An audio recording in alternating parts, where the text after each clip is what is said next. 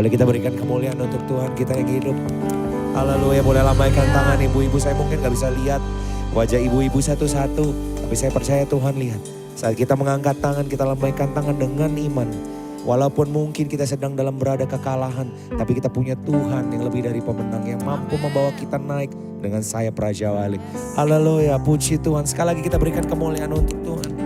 Amin, haleluya. Boleh katakan haleluya. Boleh katakan haleluya sekali lagi, haleluya. Puji Tuhan Yesus. Kami mau nyanyikan pujian ini untuk-Mu Tuhan. Bukan sebagai orang-orang yang kalah, tapi kami mau nyanyikan sebagai orang yang menang Tuhan. Karena kami tahu kami punya Allah yang dahsyat. Allah yang akan bangkit mengatasi segala keberadaan kami Tuhan. Haleluya. Amin.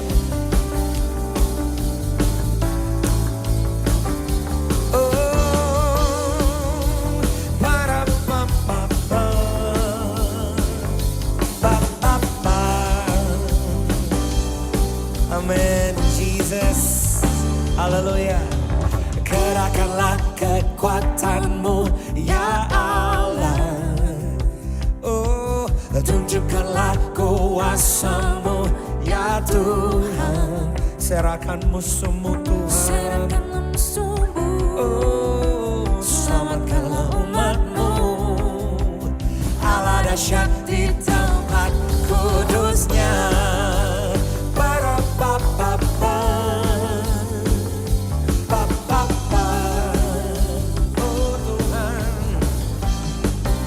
Sama-sama perkatakan, kerahkanlah kekuatan-Mu, ya Allah. Amin. Tunjukkanlah kuasa-Mu, ya Tuhan. Yes, Jesus. Serahkanlah musuh-Mu, selamatkanlah umat-Mu. Katakan, Allah dahsyat di tempat kudusnya.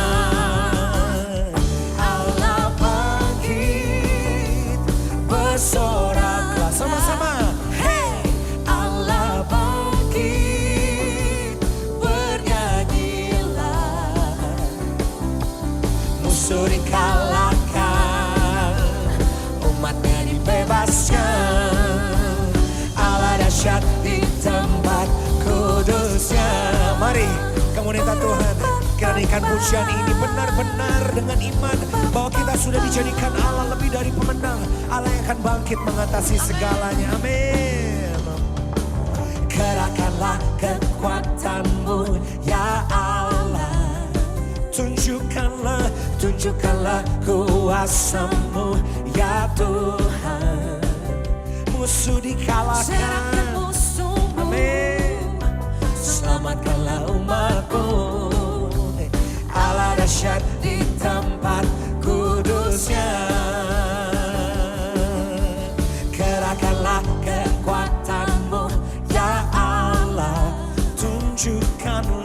Tunjukkanlah kuasa-Mu, ya Tuhan. Serahkanlah musuh-Mu, selamatkanlah umat-Mu. Allah dahsyat di tempat kudusnya. Mari sambil mengangkat tangan katakan, Allah bangkit, bersoraklah.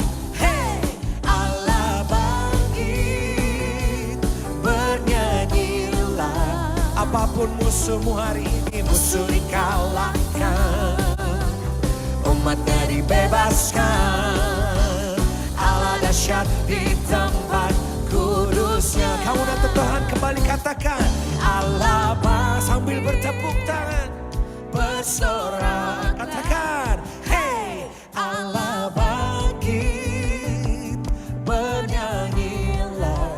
Musuh dikalahkan, umatnya dibebaskan. Allah dahsyat di tempat kudusnya. Allah bangkit, oh bersoraklah. Hey, Allah bangkit, bernyanyilah. Oh, oh, oh. Musuh dikalahkan, umatnya dibebaskan. Allah dahsyat di tempat kudusnya.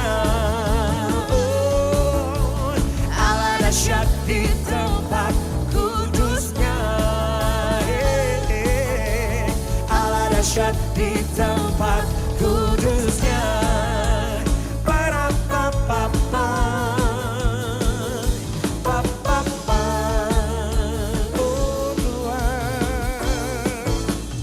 Amin. Sekali lagi kita mau sorakan haleluya. Semua kawan yang Tuhan katakan haleluya. Sekali lagi katakan haleluya.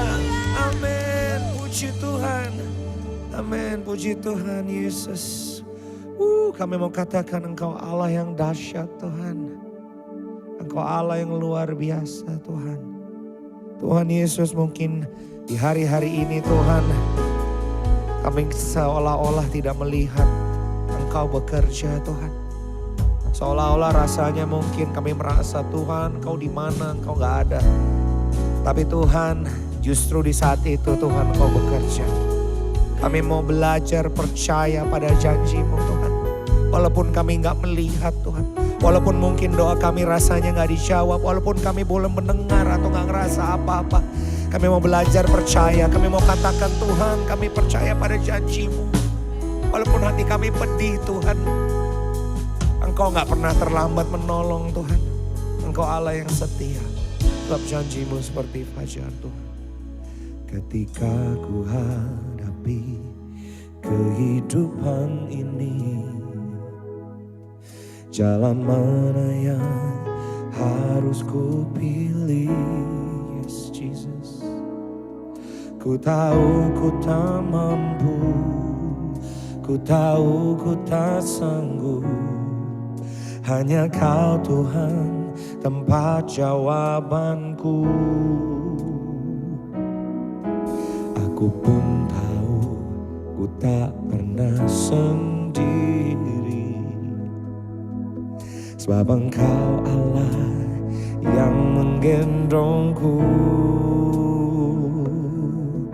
Tangan-Mu membelaiku, cinta-Mu memuaskanku. Kau mengangkatku ke tempat yang tinggi. Janji-Mu seperti fajar pagi hari, dan tiada pernah terlambat bersinar. Cinta-Mu seperti sungai yang mengalir. Yes Lord.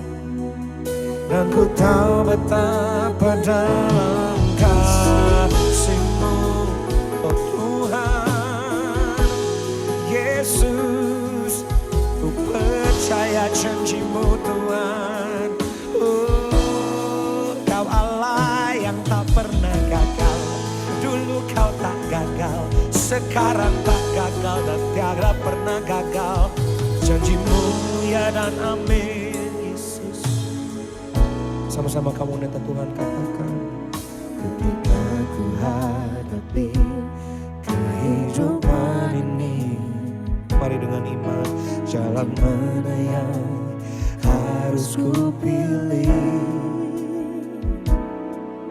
Ku tahu ku tak sanggup, ku tahu ku tak sanggup. Hanya Kau Tuhan tempat jawabanku. Kami tak pernah sendiri. Ku tak pernah sendiri. Yesus, biar kami boleh rasakan itu Tuhan. Yang menggendong. Amin. Yesus, tangan-Mu membelaiku, cinta-Mu memuaskanku. Kau mengangkatku ke tempat yang tinggi. Janji-Mu seperti fajar pagi hari, yang tiada pernah terlambat bersinar. Cinta-Mu seperti sungai yang mengalir, dan ku tahu betapa dalam kasih-Mu. Janji-Mu seperti fajar pagi hari, yang tiada pernah pernah terlambat bersinar. Cintamu, cintamu mengalir di hati kami, dan ku tahu betapa dalam kasih-Mu Tuhan. Amin Tuhan. Biarlah saat kami menyembah-Mu, kasih-Mu Tuhan mengalir. Oh, kami boleh rasakan siang hari ini mengalir dengan deras Tuhan. Haleluya.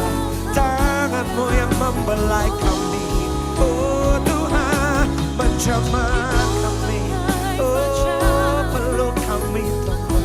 Haleluya. Biar saat kami menyembah, kami boleh merasakan kasih-Mu mengalir, melembutkan hati yang keras Tuhan, melembutkan hati yang keras, membalut hati yang luka dan kecewa.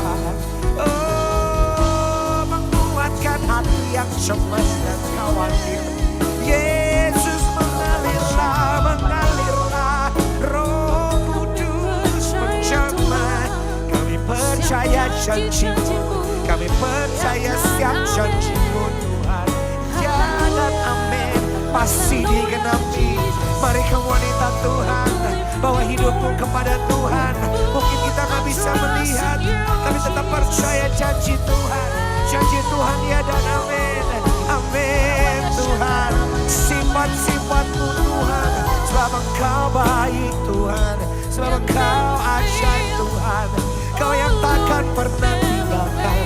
Kalau Kau sudah membawa kami sejauh ini, Kau tetap akan mengangkat kami, menggendong kami Tuhan, mengangkat kami Tuhan. Saat kami percaya Kau akan membawa kami Tuhan, kami akan naik Tuhan di atas sayap Raja Wali Tuhan.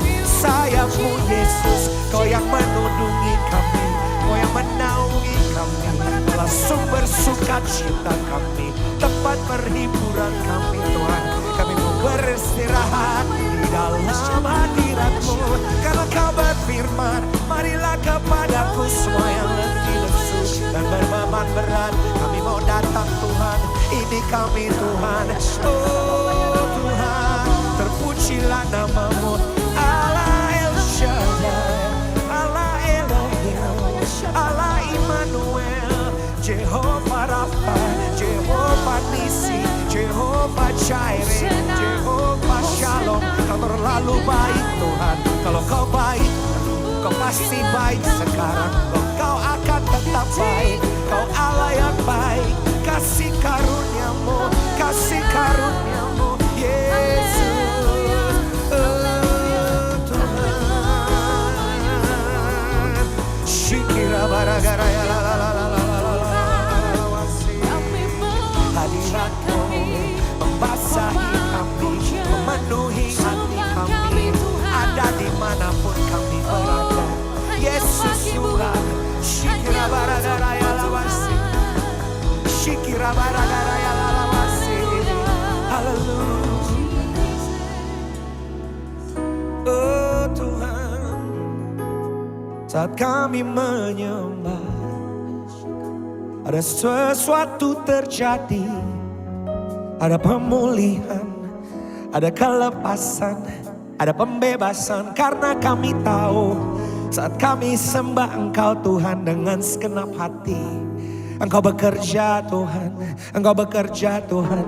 Tahta kemuliaan-Mu ada Tuhan, dimanapun kami berada. Saat pujian dinaikkan Tuhan, kami percaya Tuhan, apa yang menahan kami, apa yang menahan kami dari menyembah-Mu, saat ini dihancurkan Tuhan, dilepaskan Tuhan.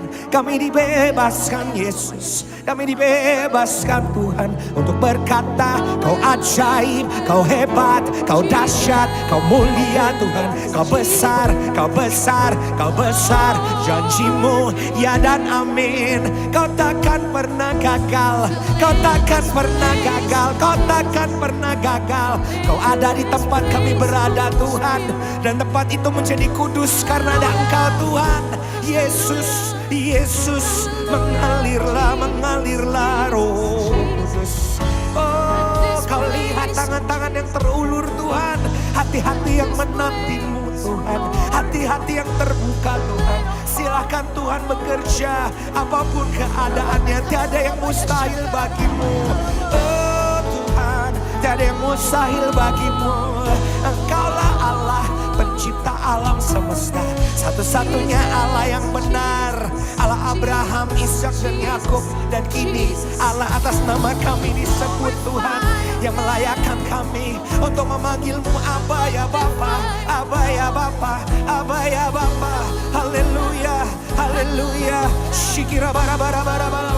Mari kamu wanita Tuhan, terus buka hatimu, terus. Haleluya, apapun keadaannya. Amin. Yesus, Yesus. Karena tak dapat, tiada yang dapat membatasi kuasa-Mu. Saat kau bekerja Tuhan, saat kau turun dan bekerja, siapakah lawan kami? Saat kau di pihak kami Tuhan, siapakah lain lawan kami Tuhan? Haleluya. Oh Tuhan, we worship you, we worship you, we worship you like your presence. Oh, wherever we are. Haleluya, mengalir sampai tak terbendung Tuhan. Mengalir. Kira borana masih kira baragara ya lalabase. Haleluya. Oh, shikira baragara ya lalabase. Kami percaya Tuhan. Ku percaya janji-Mu ajaib. Terukir dalam kehidupanku.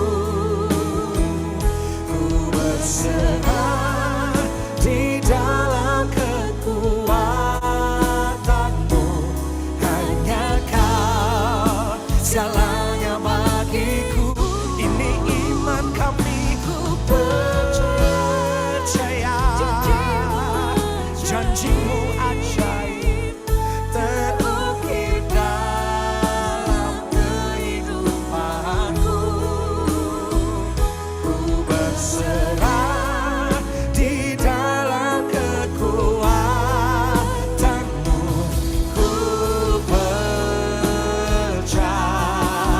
Mari dimanapun Anda berada sambil mengangkat kedua belah tangan, katakan dengan iman. Haleluya. Ku percaya janji-Mu ya terukir dalam kehidupanku. Amin. Haleluya. Ku berserah di dalam kekuatan-Mu. Hanya Kau, yes, segalanya. Tuhan, hanya Kau segalanya. Amin. Ya Tuhan, saat tiada yang dapat kami andalkan, hanya Engkau Tuhan. Ya Yesus. Oh, ku berserah di dalam kekuatan-Mu. Ku percaya. Ini penyerahan kami Tuhan. Ku berserah di dalam kekuatan-Mu. Ku percaya. Ku berserah di dalam kekuatan-Mu. Ku percaya.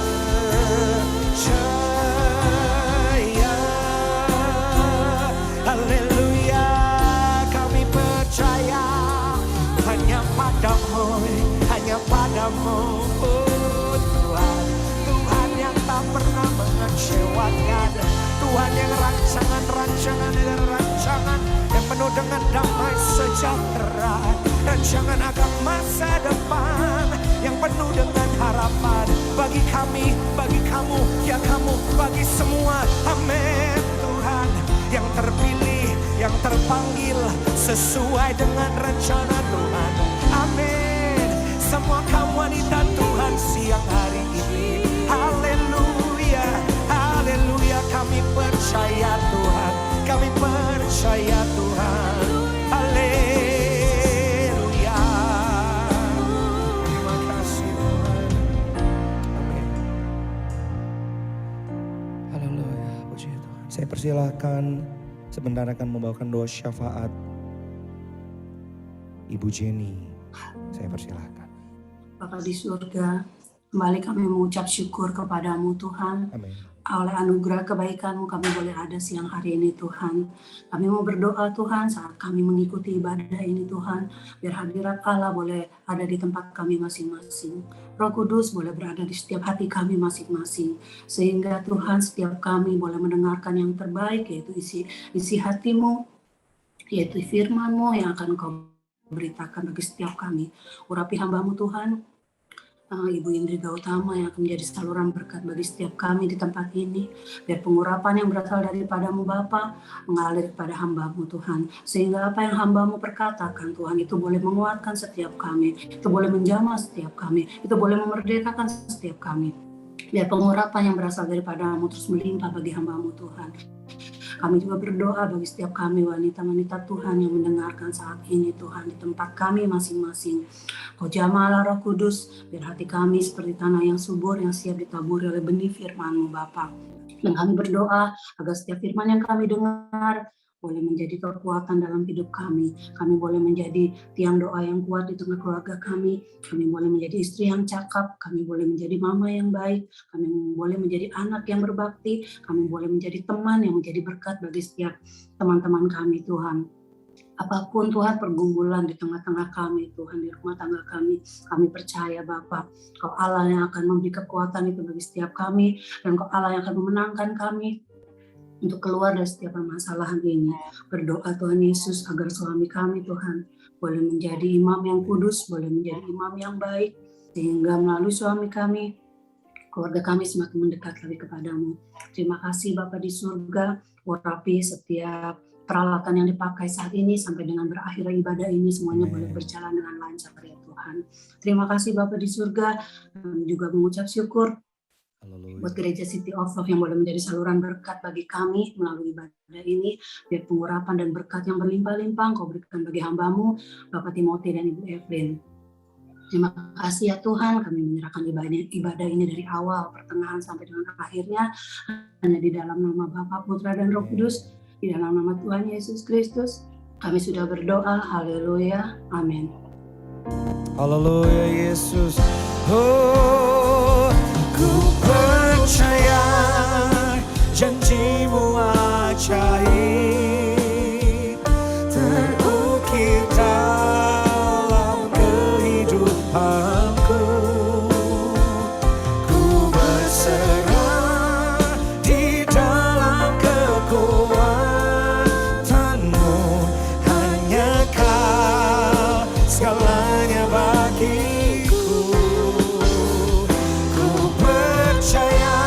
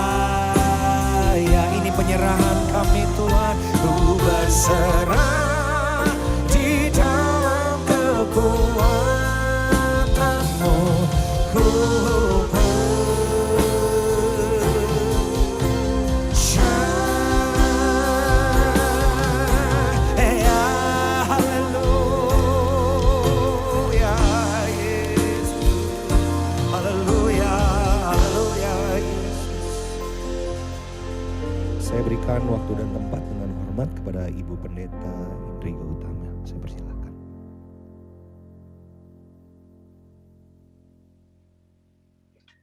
Ya, shalom semuanya. Masih belum unmute. Shalom semuanya. Selamat siang, Ibu Evelyn. Oke, Shalom, kita Bu.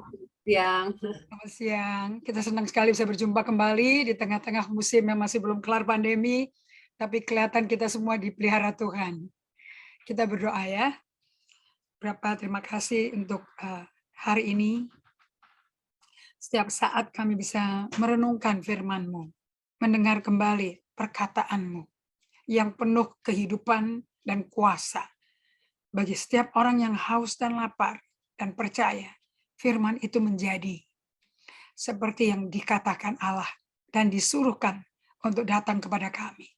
Biar setiap firman yang diperkatakan ini berkuasa untuk memperbaharui dan merubah pikiran kami, cara kami mendengar, cara kami melihat, cara kami merasa, supaya betul-betul seluruh panca indera kami dikuasai oleh Roh Kudus. Aku minta ini hanya di dalam nama Yesus Kristus, sehingga namamu Yesus dipermuliakan, karena semua manusia yang mendengar firman-Mu akan menjadi seperti yang dijanjikan firman itu.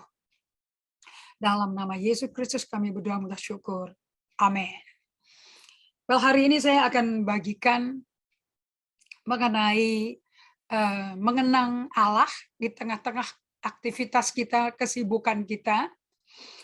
Saya kasih judul, punyakah Anda waktu untuk duduk bersama Tuhan? Seringkali kita nggak sadar bahwa Tuhan itu ada dan hadir dan terus berada bersama kita. Jadi kita tuh mesti belajar stop. Atau saya perkenalkan dengan istilah, kita mesti memiliki kehidupan kontemplatif. Artinya, slowing down, mengurangi kecepatan, kesibukan di pikiran kita, mau multitasking, dan mau tenang untuk merasakan kehadiran Allah. Saking sibuknya, ada dua hal yang saya alami sendiri dalam selang 7 tahun ini. Kita suka nggak sadar perasaan kita tuh sedang rasa apa. Apalagi merasakan Tuhan hadir. Tanpa ibadah, tanpa ada puji-pujian tim yang luar biasa seperti hari ini, bisa nggak di tengah-tengah konflik, di tengah-tengah masalah, di tengah-tengah tekanan, di tengah-tengah kekurangan, di tengah-tengah ketakutan, masih bisa merasakan hadirat Tuhan? Apakah Tuhan itu hadir? Apakah Tuhan itu real? Nah, ini yang kita mesti bisa hidupi sehari-hari kalau kita betul-betul anak Allah. Dan ini adalah warisan yang diberikan Bapa kita di surga, memiliki kesadaran akan kehadiran Allah. Kita tahu bahwa Allah itu yang menciptakan semuanya dari nggak ada jadi ada. Itu di slide saya tulis, kapan sih Anda bisa berhenti untuk nginget Allah tuh hadir? Kalau ngomongnya Allah ada, ya ada ya. Tapi kalau Allah hadir, ya di slide yang berikutnya, apakah kita tuh biasanya sadar diri akan kehadiran Allah? Bahwa Tuhan itu hadir di setiap harinya bersama kita. Saya ditegur Tuhan melalui lagu dari Sari Simorangkir, bersamamu Bapa, ku lewati semua. Banyak dari kita di tengah-tengah melewati badai, melewati tekanan, sakit penyakit yang nggak ada obatnya, terus kekurangan ekonomi atau anak yang berontak, yang jadi tertekan semenjak belajar melalui online, hubungan suami istri jadi nggak nyaman, saling picky satu sama lain. Di tengah-tengah itu semua seringkali kita tuh nggak sadar Tuhan tuh hadir loh. Karena dia sesuai Yohanes 7 ayat 37-39, dia tinggal di dalam hati kita. Jadi sebetulnya Allah turut sedih, turut tertekan, turut marah, turut merasakan amarah kita saat kita ngalami itu semua. Tetapi berapa sih dari kita tuh mau berhenti untuk sadar di setiap harinya tuh Tuhan tuh ada sama kita, sedang sama kita. Bukankah Tuhan atau YWHW, Yahweh sudah ada sebelum ada apa-apa. Karena kan di Kejadian 1 ayat 1 Allah menciptakan dari nggak ada apa-apa sampai jadi apa-apa, itu kan dari nol, dari nggak ada apa-apa. Sumber bahannya adalah Allah sendiri. So di Kejadian 1 ayat 1 saya ambil dari Amplified Version. In the beginning God Elohim created barah by forming from nothing the heavens and the earth. Ya, dari nggak ada apa-apa dia bikin sesuatu. Jadi dengan kata lain, kalau apa yang kita injek di bumi yang tempat kita hidup, itu ada tuh dari nggak ada apa-apa loh. Yang ada cuman Allah. Masa kita nggak bisa secara fakta ya, kita tuh bahkan tuh suruh berdiam, tenang di hadirat Allah, seperti Mazmur 46 ayat 11, berdiamlah dan ketahuilah aku Allah. Itu suruh diem 10 menit aja kayaknya nggak bisa loh. Dan kita tuh sibuk sekali, apalagi di tengah-tengah pandemi ya. Kita tuh banyak main gadget, praktek fitur-fitur baru, apps baru, mesti jago main Zoom, untuk setting lighting, setting background, bagaimana kita membak diri, karena Zoom itu ternyata kan dibikin sebelum ada pandemi, khususnya untuk business meeting actually. Ya. Jadi kita coba cek ke diri Anda sendiri selama pandemi ini, Anda pernah nggak sih berhenti sebentar untuk ingat bahwa Allah tuh hadir? Bahwa kecenderungan kita tuh tanpa mikir lagi, suka mengabaikan Tuhan.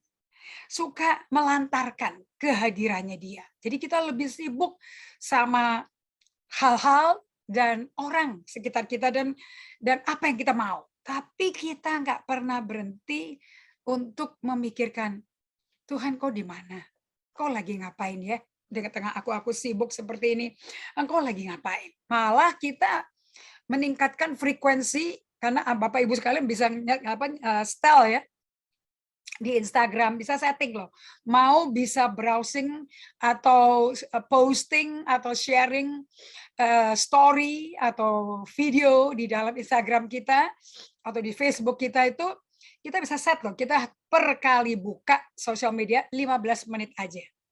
Kalau saya nggak setting, nggak pakai fitur itu, bisa kebablas 1 jam nggak kerasa loh. Demikianlah dalam 1 jam kita kebablas, 1 jam kita juga nggak sadar akan kehadiran Allah. Jadi coba kita cek dengan diri kita sendiri, jangan selalu ngeliat orang, ngorek-ngorek orang ngapain, kasih komentar orang ngapain. Coba kita cek diri kita sendiri. Berapa sering frekuensi kita terganggu waktu pribadi kita itu, sebetulnya kita mengganggu diri kita sendiri atau distracting ourselves, mengganggu diri kita sendiri dengan tangannya tuh selalu pegang gadget. Atau kalau udah weekend, goes katanya, main sepeda. Atau sepanjang hari, mau makan apa ya? Hari ini makan apa ya? Aduh, gue sibuk. Tiap hari di rumah, nggak sempat belanja, dan juga masih ada COVID. Omikron lagi meningkat katanya. Ya. Nah, kita sibuk dicari-cari pesan makanan. Online culinary experience. Bahkan coba masak dari resep-resep online.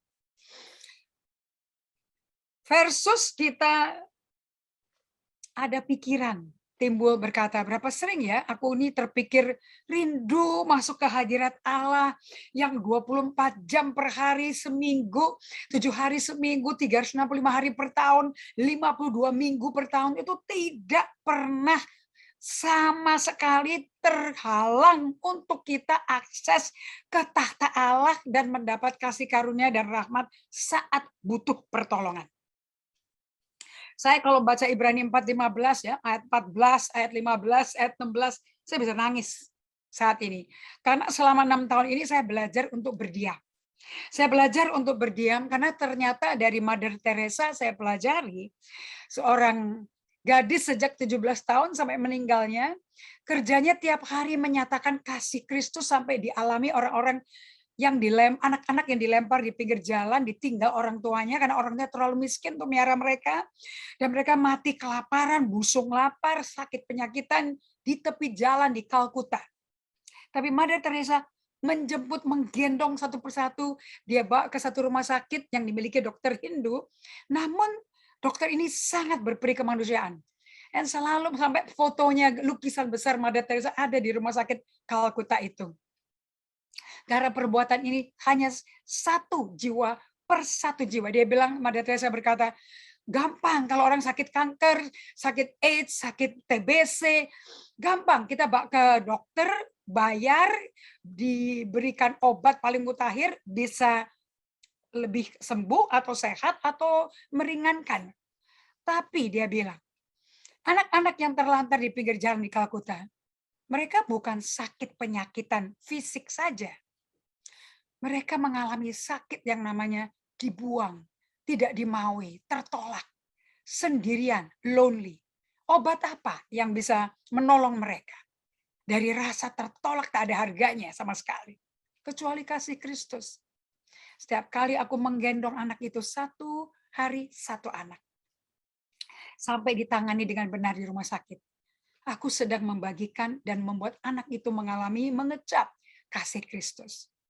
Dan Mother Teresa berkata, aku bisa hidup seperti ini. Dan dia selalu berkata, sebelum saya memulai apapun, saya selalu datang di kaki Tuhan untuk tenang, untuk berdiam. Karena Tuhan sahabat dari ketenangan. Dimanapun di Alkitab, selalu kalau Daud ketemu Allah, Nabi Elia ketemu Allah, Esther ketemu Allah, mereka dalam kondisi berdiam. Demikian pula Yesus di padang gurun.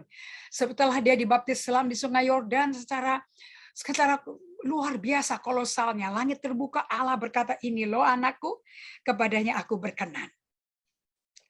Yesus langsung mendapat afirmasi identitas dia siapa. Tidak perlu berbuat apa-apa. Tapi mentaati apa yang Allah Bapaknya mau.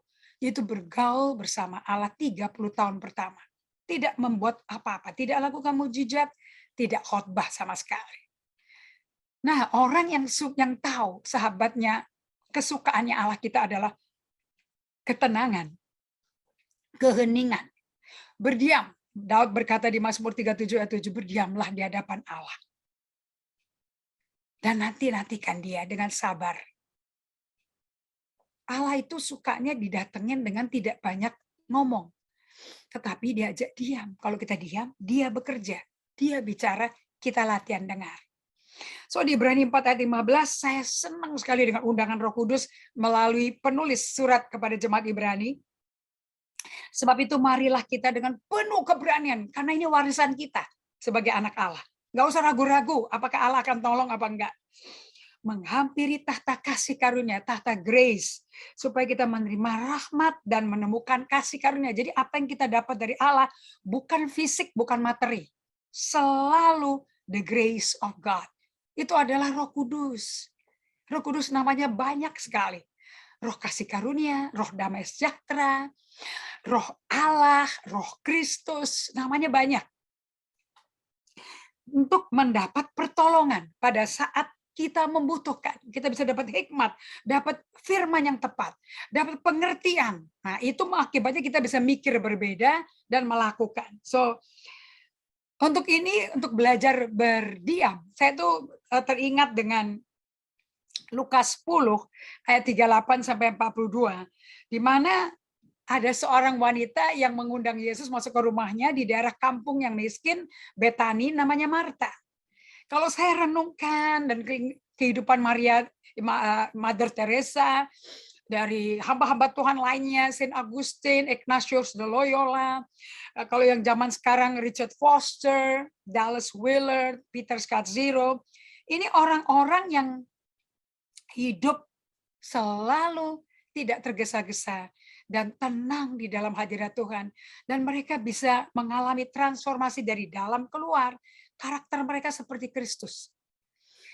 Dan orang duduk depan mereka bisa mengalami Tuhan. Bukankah kita garam dan terang? John Calvin berkata, kamu mesti khotbah yang keras supaya semua orang lihat.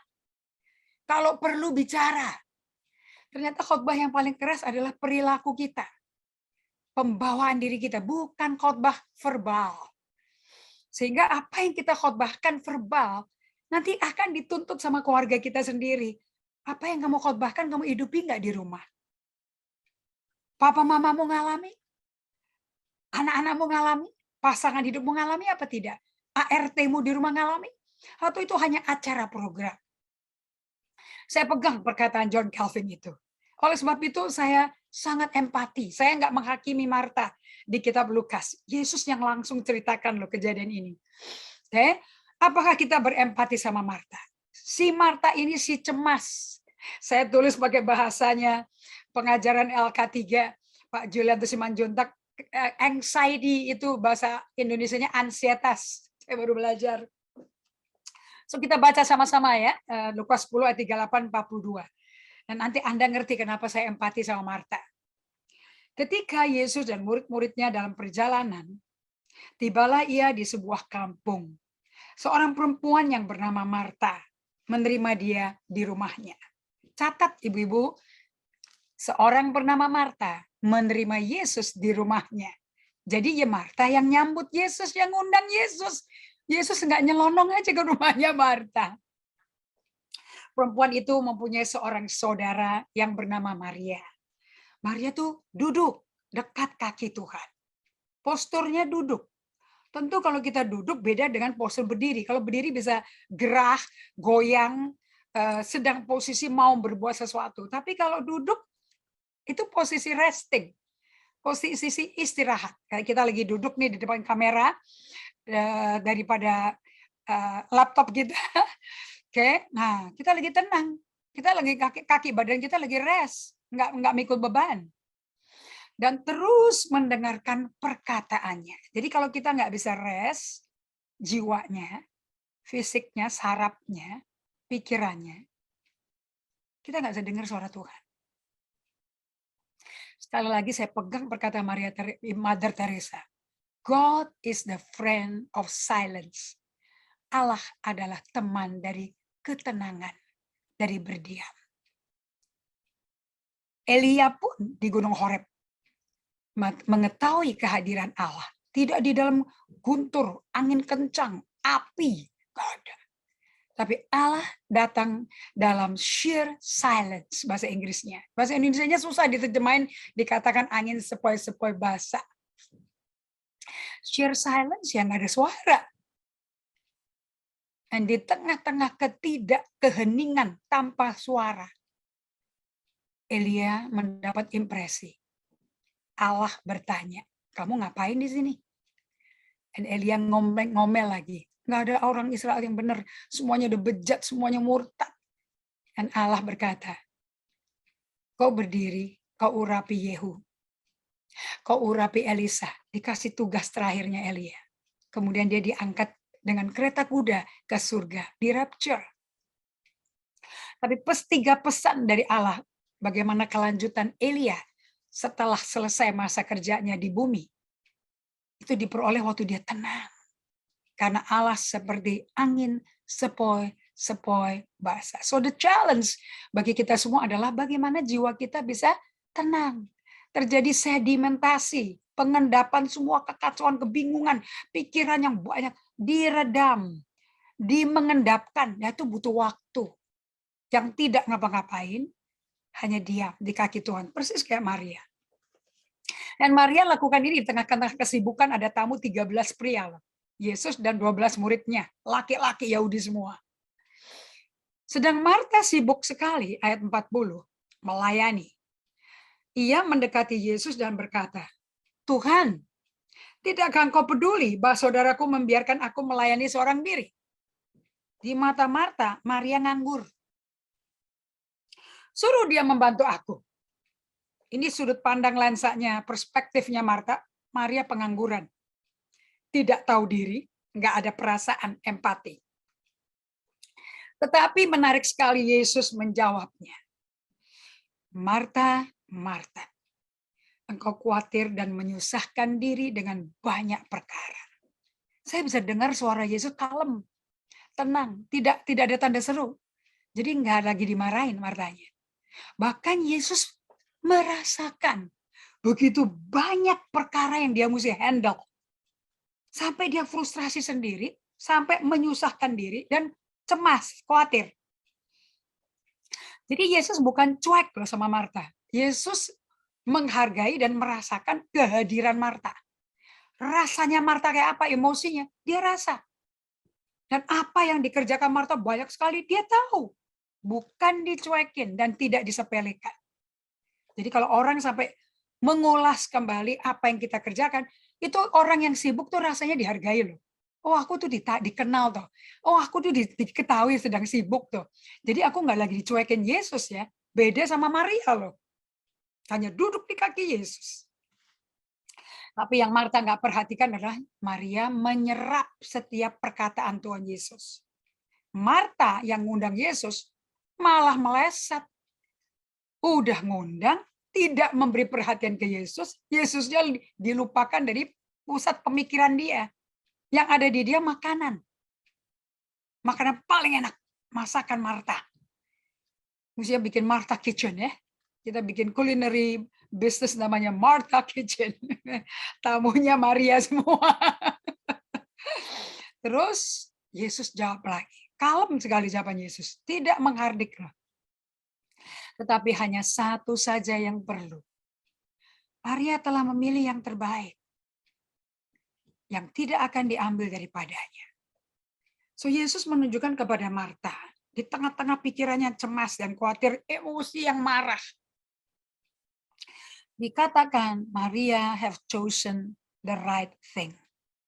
The necessary thing kalau bahasa Inggrisnya. One thing saja yang perlu dalam hidupmu. Kalau kamu mau hidup tidak frustrasi, tidak nyusahin diri, bisa melakukan kerjaan banyak, tapi tidak emosinya capek dan frustrasi dan depresi, dan tidak stres. Cuman satu yang perlu dilakukan. Be still and know that I'm God. Berdiamlah dan kenali aku Tuhan. Nah, dikatakan di Lukas 10 ayat 41 bahwa Tuhan menjawab Marta, Marta, Marta, engkau khawatir, ansietas, dan menyusahkan diri dengan banyak perkara. Aduh, kayak orang kewalahan gitu ya. Aduh, lagi overwhelmed gitu loh. Jadi kita lihat di sini bagaimana emosinya Marta ini terganggu oleh rasa takut karena banyak perkara yang dia mesti tangani. Yang kita mesti tanya ya, sebetulnya si Marta ini lagi ngelayani siapa ya? Kenapa kok Yesus bisa tahu bahwa dia menyusahkan diri dengan banyak hal yang disiapin? Mungkin piringnya, dia mesti pinjam tetangga, placematnya, sendok garpunya, bakar roti tak beraginya, goreng falafel, bikin kebab, bikin salad. Mungkin dia mesti mikirin semua itu udah tepat belum, dinginnya, panasnya. Marta lupa yang dia layani itu siapa. Sampai ketakutan. Nah, kita tahu bahwa Yesus yang dilayani dia adalah siapa? Yesaya 9 ayat 5 katakan. Dia ini lagi meladeni siapa? Seorang anak telah lahir untuk kita, seorang putra telah diberikan untuk kita. Lambang pemerintahan ada di atas bahunya. Siapa sih yang lagi diladeni Marta? Yesaya 9 ayat 5. Di slide berikutnya, namanya disebutkan orang. Penasehat ajaib, Allah yang perkasa, Bapa yang kekal, Raja damai. Wow, terang Yesus tahu perasaannya, emosinya si Marta. Beban berat kayak apa? Sebab dia adalah penasehat ajaib, wonderful counselor, mighty God, everlasting Father, Prince of Peace. He let out apa yang ada di Marta. Jadi problemnya Marta tuh dari dalam keluar. Bukan dari luar ke dalam. Dan dia sendirian menyiapkan makanan. Maria, bedanya Marta sama Maria itu apa? Kalau Maria itu kenal pribadi Yesus. Siapa Yesus? Makanya begitu Yesus Raja Damai, penasehat ajaib, Bapa yang kekal, Allah yang perkasa. Begitu Allah yang perkasa datang, langsung dia duduk, tersujud, menghormati, diam. Aku mau menyedot semua hadirat dia. Siapa dia sepenuhnya, aku mau sedot, mau serap. Dan aku mau dengar perintah dan kata-kata dia.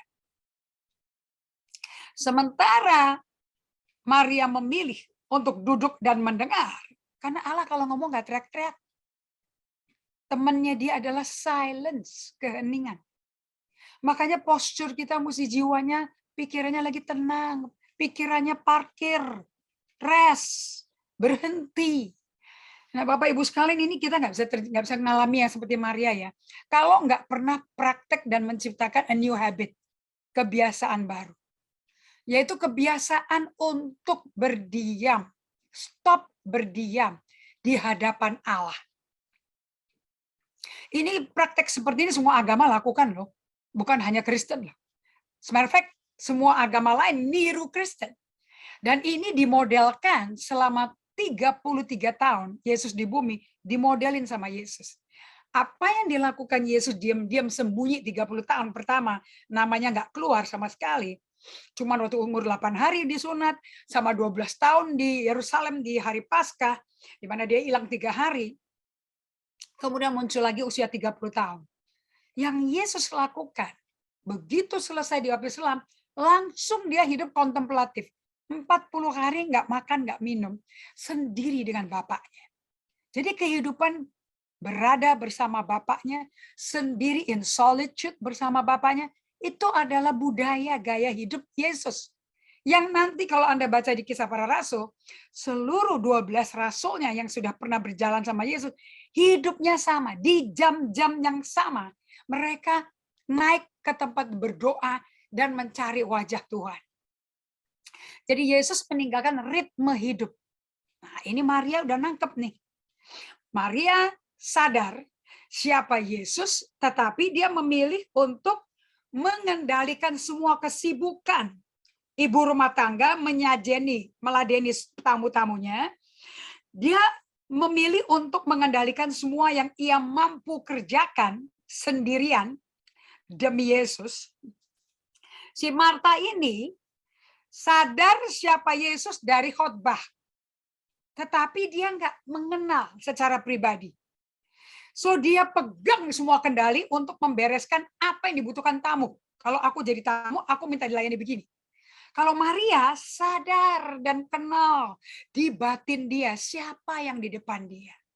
Dan dia butuh dihormati karena dia raja segala raja, raja damai, dan dia butuh tenang karena rajanya membawa damai. Damai itu tenang, ibu-ibu. Damai itu nggak panik. Nah, kalau Marta 100% hidup sesuai budaya Yahudi. Orang Yahudi itu kalau perempuan, ibu rumah tangga atau wanita, selalu ditekankan oleh budaya yang laki-lakinya menuntut supaya perempuan itu berperan di bagian area hospitality. Jadi problemnya apa? Yang apa yang ada di problemnya si Marta ini? Apa itu kekhawatiran? Apa itu ansietas? Ansietas kok begitu menguasai Marta, kenapa? Ya itu ngikutin budaya. Maria bisa shifting dari budaya menuntut wanita mesti sibuk mempersiapkan sebagai second class citizen, melakukan pekerjaan, meladeni tamu sebaik mungkin sampai tamu rasanya kayak raja. Namun begitu rajanya datang, raja segala raja, dia diam. Tidak lagi ada orang seperti raja. Ini rajanya. Dan rajanya namanya damai. Maria, saya yakin kalau dia disuruh kerja seperti Marta, nggak mungkin marah-marah, nggak mungkin frustrasi. Dia akan penuh penguasaan diri. Karena gravitasi pusat hidup daripada Maria adalah Yesus sendiri. Makanya pertanyaan tadi di awal, apakah kita bisa berdiam, kasih 10 menit deh, nggak lepasin handphone, tinggalin meja makan, tinggalin meja kerja, duduk sendiri di sofa atau keluar di kebun, atau duduk sendiri di sofa, dan diam, kasih waktu 10 menit hanya untuk berada bersama Tuhan, tanpa bahasa roh, tanpa lakukan apa-apa, tanpa minta apa-apa, tanpa mengharapkan apa, hanya nemenin Yesus. Untuk kita nyadarin diri, Allah ada loh bersama aku loh. Aku nggak usah menghadapi sepanjang hari ini tanpa dia. Berempat kita bisa menghadapi hari ini. Allah Bapa, Putra, dan Roh Kudus, dan aku. Maria itu seperti itu. Maria bukannya nggak tahu perlu ada makanan disiapkan untuk 13 pria. Tahu semua. tapi dia hormati siapa yang diajak masuk ke rumahnya. Dan ini kesukaannya tamunya. Kita duduk diam di hadapannya. Supaya kita ketahui siapa Allah. Nah, kalau Marta beda. Tuntutan budaya Yahudi menuntut dia untuk ngomel, marah, menggerutu. Jendela terbuka dalam hatinya Marta untuk segala macam air pahit, air tawar, air kecewa itu keluar semuanya. Yakobus kan berkata, nggak mungkin dong satu sumur mengeluarkan air pahit dan air manis.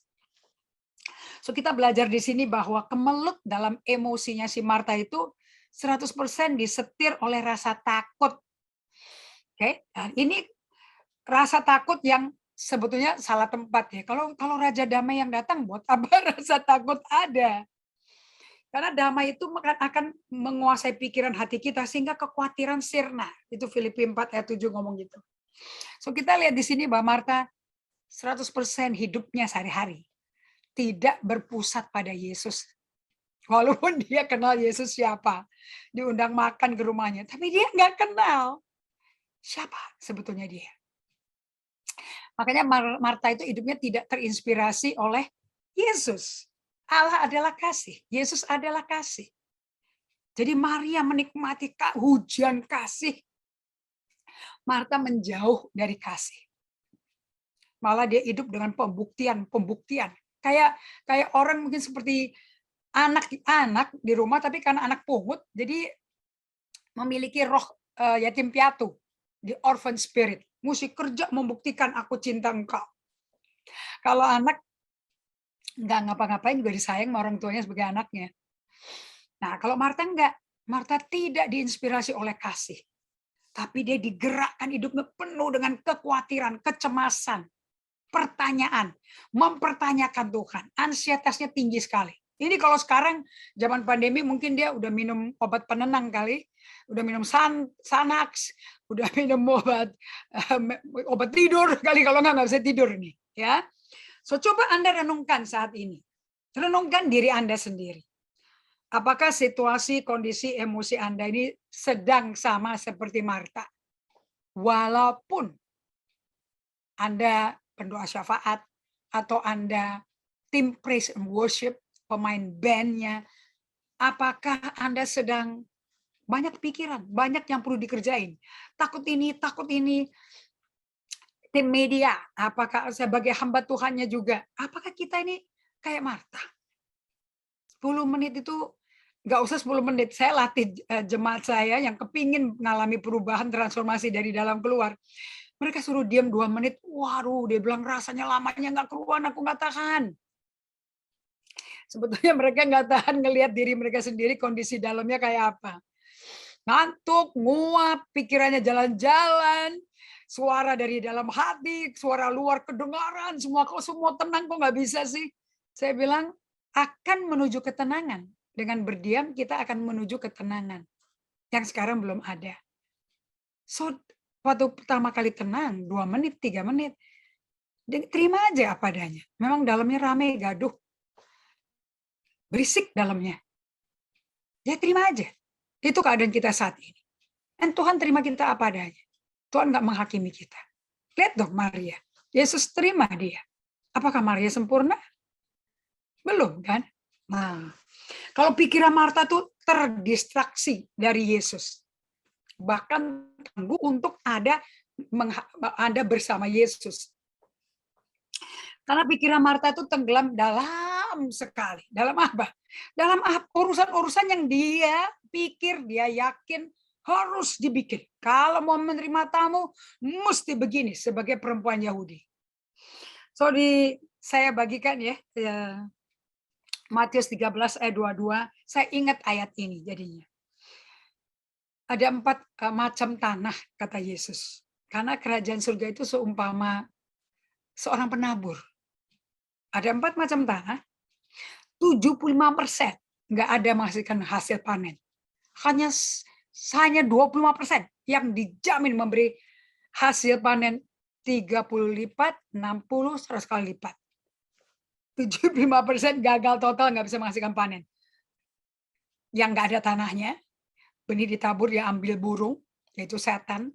tanahnya terlalu tipis, cepat kali bertumbuh, kena matahari, kena aniaya, mati. Tanah yang penuh semak duri belukar, yang mencekik tanamannya, sehingga nggak ada panen. Yang terakhir tanahnya bagus sekali. Nah kita lihat di Matius 13:22. Yang ditaburkan di tengah semak duri ialah orang yang mendengar firman. Pada mulanya ada firman, firman bersama Allah, firman ada Allah ya. Marta ada Allah loh di tengahnya dia, di depan dia. Lalu kekhawatiran dunia, nanti apa kata orang? Nanti komentar muridnya Yesus apa nih dengan cara pelayanan saya? Karena kekhawatiran dunia ini dan tipu daya kekayaan menghimpit firman itu sehingga tidak berbuah. Bagaimana kalau kita hidup kayak Marta? Udah setengah mati nggak ada buahnya loh. Tuhan Yesus nggak menikmati buah. Anda ingat pohon ara yang tak berbuah? Dikutuk sama Yesus. Kita bisa sibuk melakukan hal yang baik, tapi belum tentu benar. So Marta tidak memberi diri untuk berhenti dan mendengar tamunya yang adalah Raja Damai, penasehat ajaib. Mestinya bisa nasihatin dia bagaimana melayani Yesus. Marta justru melepaskan tanggung jawab, ketenangan dan ketentramannya dilepas total. Padahal itu bahan dasar yang sangat dibutuhkan untuk menjadi hospitality usher, menjadi orang yang spesial melayani tamu. Dan Yesus berkata, banyak hal yang kau kerjakan, menyusahkan sekali kau.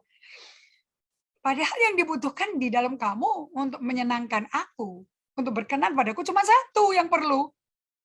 Kau lakukan banyak sekali, banyak hal, banyak perkara, Marta. Jadi tamunya loh yang ngomong. Untuk kamu nyenengin aku, cuma satu yang dibutuhkan. Bukan banyak perkara.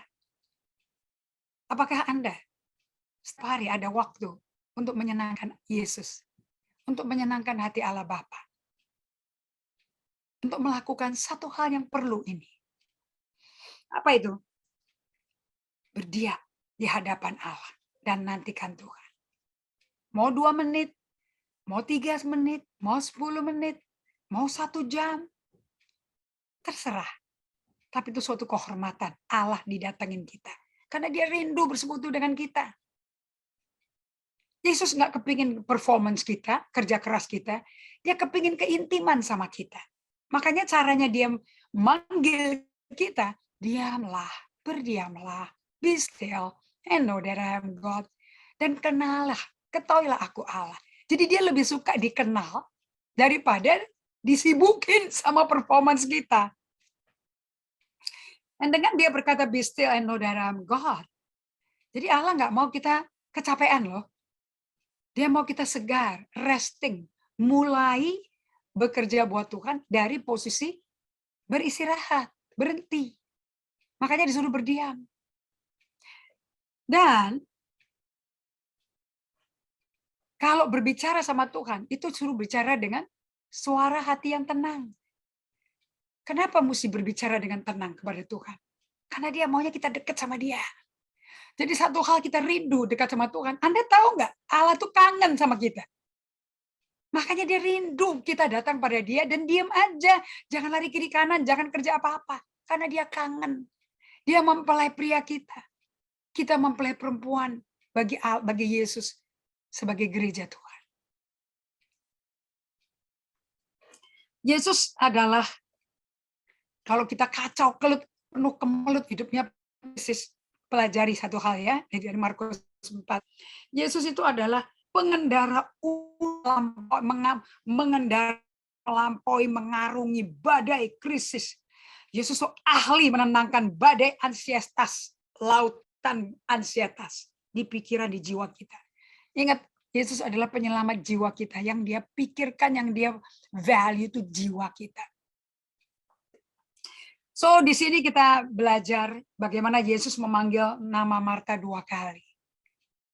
Bukan untuk dibentak.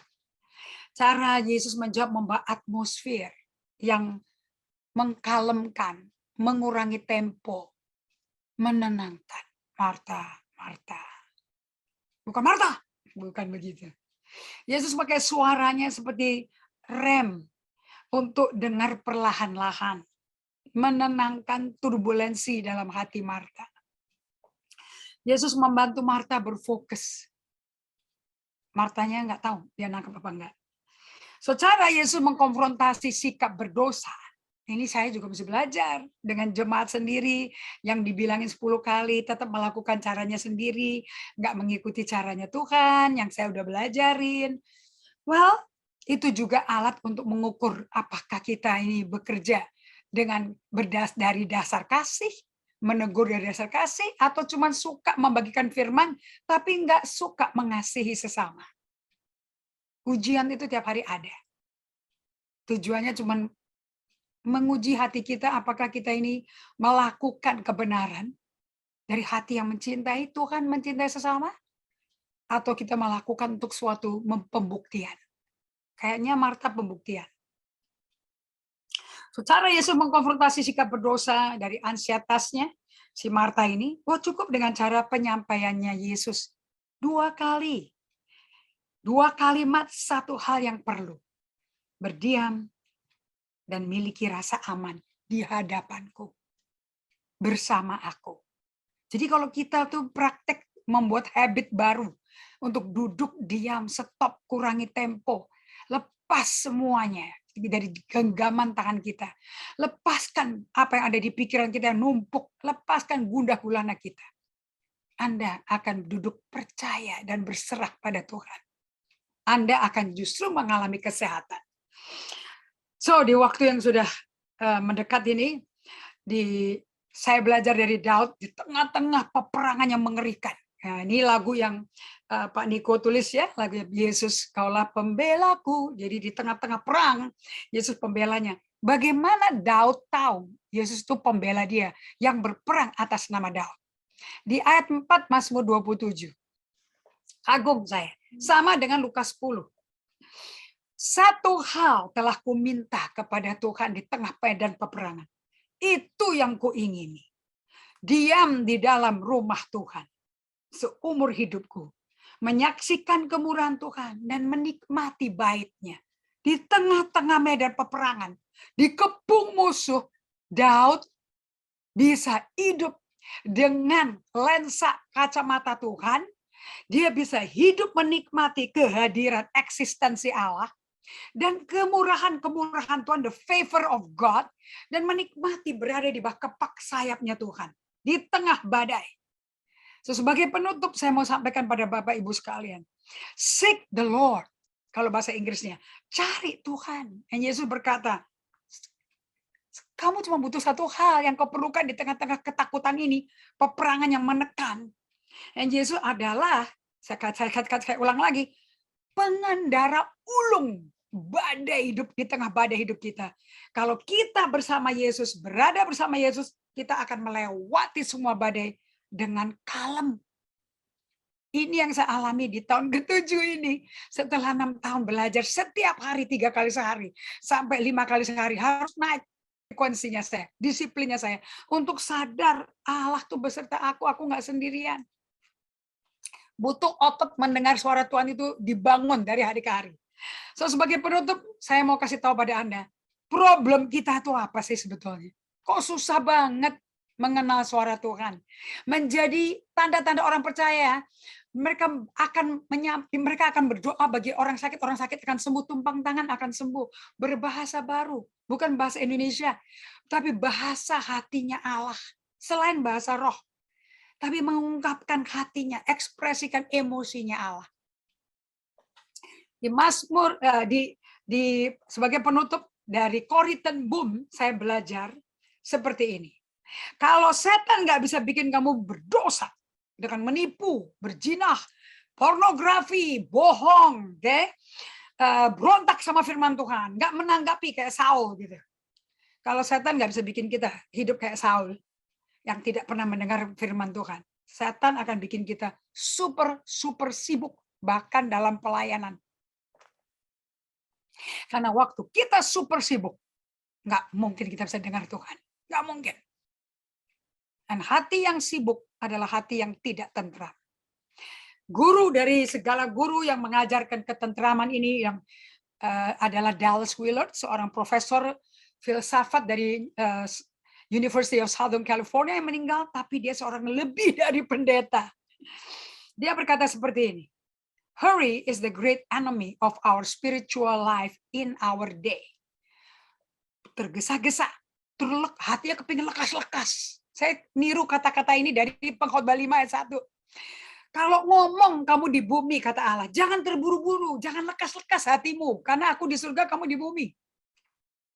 Dallas Willard berkata, hurry is the great enemy of our soul, of our heart. Ini yang bikin kita nggak bisa diem tenang di kaki Tuhan. So, Dallas Willard berkata, nasihatnya kepada seorang gembala baru yang melayani di Menlo, California, baru pindah dari Chicago. Kalau kamu jadi gembala dari dombanya Yesus, you must ruthlessly, dengan keji, eliminasi, tergesa-gesa, hati terlekas-lekas dari hidupmu. Then you can walk in step with the Holy Spirit. Kamu baru bisa hidup dipimpin Roh. So, iblis akan berupaya membuat kita semua, termasuk saya, rasanya lebih penting, lebih mendesak. Itu kelihatan penting di mata orang. Kalau kelihatan sibuk, dan ngomong aku lagi sibuk gitu loh. Daripada duduk di kaki Yesus untuk berdoa bersama Yesus. Jangan tertipu loh. Duduk dengan tenang di kaki Tuhan jauh lebih penting dan diutamakan Yesus daripada sibuk lari kiri kanan, melakukan pekerjaan buat Tuhan, melakukan kerjaannya Tuhan, tapi jiwa kita jauh dari Dia. Mari kita berdoa. Terima kasih Bapa. Semoga firman ini menjadi renungan bagi hati kami dan pikiran kami. Seperti doanya Raja Daud di Mazmur 19. Semoga renungan hatiku berkenan padamu. Untuk bisa merenungkan dengan berkenan, pasti Daud itu tenang jiwanya. Walaupun di tengah-tengah pembunuh Saul, Raja Israel. Dia bisa tenang, kalem jiwanya. Ajarkan kami dari pemazmur. Bagaimana bisa mendapatkan jiwa yang tenang saat bencana terjadi. Ancaman nyawa kita terjadi. Oh Tuhan, buat hati kami seperti Daud, hati yang berkenan pada Allah. Jauhkan dari kami hati dan jiwanya Saul yang gak pernah dekat sama Allah, tapi sibuk selalu bekerja pekerjaannya Tuhan. Aku minta pertolongan-Mu Roh Kudus, tuntun kami semua, buat kami rindu berada di hadirat Tuhan. Dalam nama Yesus Kristus kami berdoa mengucap syukur. Amin. Haleluya, puji Tuhan. Terima kasih Ibu Indri untuk firman Tuhan yang sudah disampaikan.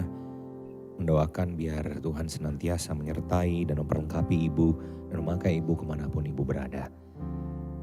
Pengumuman untuk hari ini, untuk besok akan diadakan ibadah tengah minggu atau ITM pada jam 8 malam yang akan dilayani via Zoom oleh Bapak Ikhwan Cahyadi.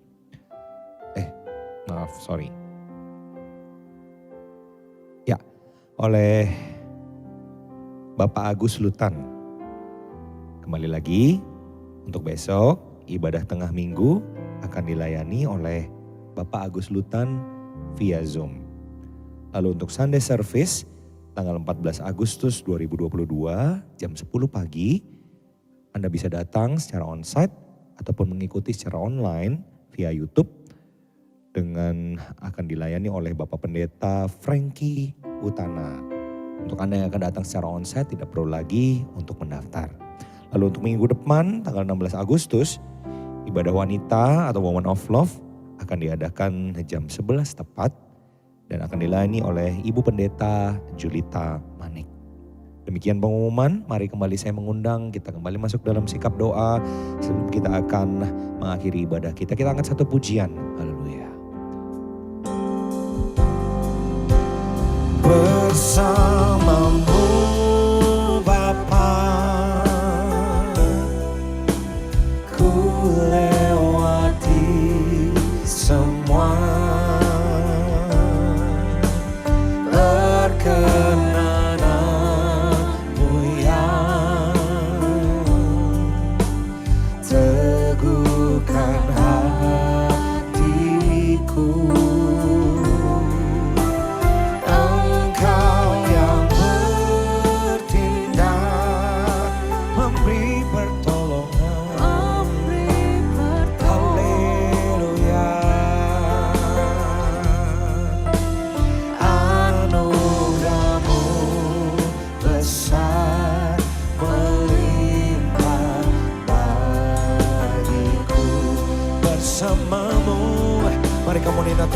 sambil mengangkat kedua belah tangan. Oh, bersamamu Bapa, ku lewati semua perkenananmu yang teguhkan hatiku. Engkau yang bertindak, memberi pertolongan. Anugerahmu besar melimpah bagiku. Anugerahmu besar, anugerahmu besar melimpah bagiku. Ini iman kami Tuhan, anugerahmu besar melimpah bagiku. Mari sekali lagi saya undang kita berikan kemuliaan untuk Tuhan. Haleluya Yesus, haleluya Yesus. Terima kasih Tuhan. Saya kembalikan kepada Gembala GBI City of Love, Bapak Pendeta Tim. Sekali lagi kami menyampaikan terima kasih banyak buat Ibu Indri Gautama, buat waktu dan juga pesan firman Tuhan yang sangat memberkati semua yang ada di Women of Love yang mengikuti ibadah kami. Tuhan Yesus menyertai Ibu dan keluarga selalu ada dalam perlindungan Tuhan, dalam pengembalaan juga Tuhan membuat selalu berhasil. Ya, mari para wanita Tuhan dan juga kalau ada bapak-bapak juga yang mengikuti Women of Love, mari kita angkat dua tangan kita untuk menerima berkat dari Tuhan. Terimalah berkat, kasih kami berlimpah-limpah dari Allah Bapa, di dalam Anak yang tunggal Tuhan Yesus Kristus, serta bersama dengan Roh Kudus, menyertai kita semua mulai saat ini, sampai Tuhan Yesus menjemput kita semua dan permai bahkan bersamanya. Mari semua yang percaya, semua yang diberkati, dan semua yang dikasihi Tuhan katakan, amin.